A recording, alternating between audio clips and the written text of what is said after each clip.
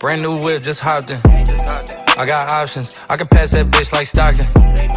Just joshing, I'm spending this holiday locked in. Bonjour à tous, aujourd'hui avec mon collègue nous allons vous présenter le parcours de Daniel Cordier et montrer en quoi celui-ci est riche d'enseignements pour comprendre la France durant la Seconde Guerre mondiale.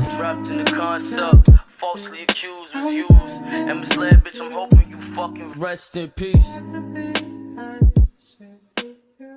Donc moi je commencerai par vous présenter le parcours de Daniel Cordier, un homme qui a joué un rôle essentiel dans la résistance française pendant la Seconde Guerre mondiale. En mai-juin 1940, la France est envahie par l'Allemagne nazie. L'armée française est dépassée et le gouvernement du maréchal Pétain demande l'armistice le 17 juin 1940. Beaucoup de Français acceptent cette défaite, mais quelques-uns refusent et veulent continuer la lutte. Parmi eux, un jeune homme de 19 ans, Daniel Cordier. À l'époque, il est royaliste et profondément patriote. Lorsqu'il entend à la radio que le général de Gaulle appelle à continuer le combat depuis Londres, il prend une décision radicale. Il quitte la France pour l'Angleterre en passant par l'Espagne et le Portugal. Il rejoint ainsi les forces françaises libres. À Londres, Cordier est formé par les Britanniques au renseignement et au sabotage. En 1942, il est envoyé en France comme agent secret. Il devient rapidement le secrétaire de Jean Moulin, le principal organisateur de la résistance unifiée. Son travail consiste à transmettre des messages, organiser des réseaux,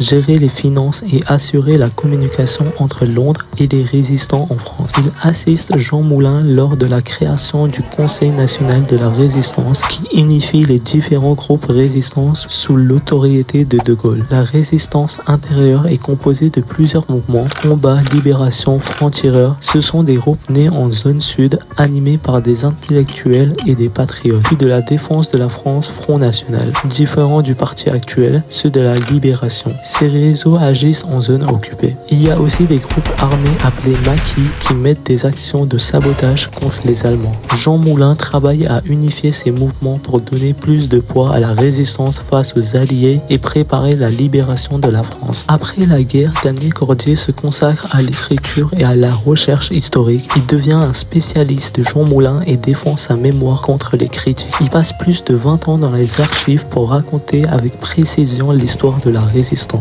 Il devient aussi un militant pour la liberté et l'un des derniers compagnons de la libération encore en vie avec son décès en 2020. Daniel Cordier est un exemple de courage et d'engagement. Son parcours montre que la résistance n'était pas seulement une question d'armes, mais aussi d'organisation, de transmission d'informations, de volonté de défendre des valeurs comme la liberté et la démocratie.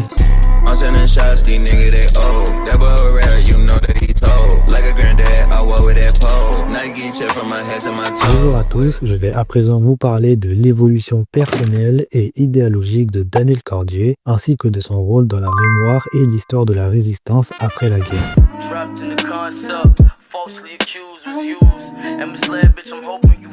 Rest in peace. Lorsque Daniel Cordier s'engage dans la résistance en 1940, il est royaliste et antisémite. Il vient d'un milieu conservateur et partage alors des idées d'extrême droite. Mais son engagement dans la lutte contre les nazis et sa rencontre avec Jean Moulin vont profondément le transformer. Jean Moulin, républicain convaincu, homme de gauche, va lui faire découvrir une autre vision du monde. En travaillant à ses côtés, Daniel Cordier comprend que ses idées d'origine ne correspondent pas à la réalité de la guerre, un moment clé de son évolution a eu lieu en 1943 à Paris lorsqu'il croise un homme et son fils portant l'étoile jaune. Ce choc le pousse à rejeter définitivement l'antisémitisme. Après la guerre, il devient un défenseur de la République et un fervent partisan de l'unité européenne, ce qui est une transformation majeure par rapport à ses convictions initiales. Après la guerre, Daniel Cordier se consacre à la peinture et devient marchand d'art avant de revenir à son passé de résistant dans les années 1970. Il décide alors de se plonger dans les archives pour consacrer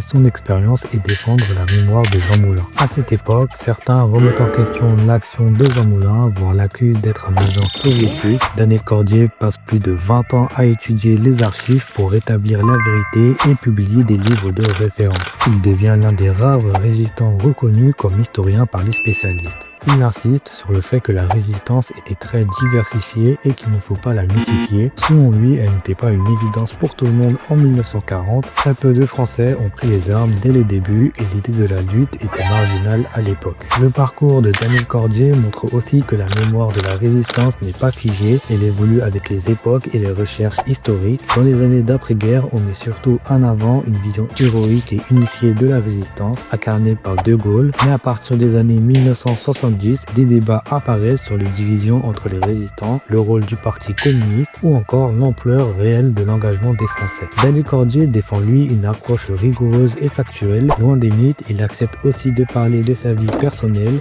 notamment de son homosexualité, ce qui montre que la mémoire de la résistance s'ouvre progressivement à des récits plus intimes et variés. Pour conclure, Daniel Cordier n'est pas seulement un héros de la résistance, c'est aussi un exemple de l'évolution d'un homme à travers son engagement et des rencontres. Son parcours rappelle que l'histoire n'est jamais figée, qu'elle est faite de recherche et de remise en question. Son travail a permis de mieux comprendre la réalité complexe de la résistance et de la lutte contre les idées reçues.